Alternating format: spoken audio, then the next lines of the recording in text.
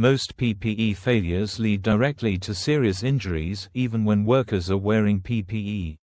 Because PPE is often used the wrong way.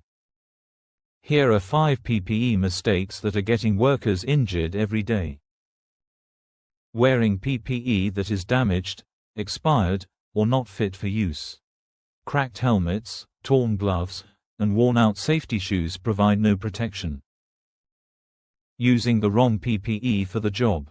For example, using dust masks instead of proper respirators in hazardous environments.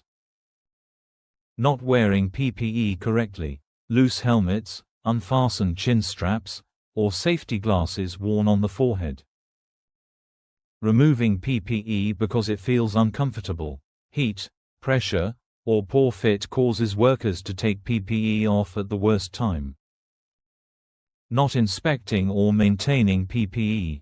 Dirty, broken, or poorly stored PPE fails when it is needed most. PPE only protects you when it is the right type, in good condition, and worn properly. Learn safety before an accident teaches you. Subscribe for practical workplace safety.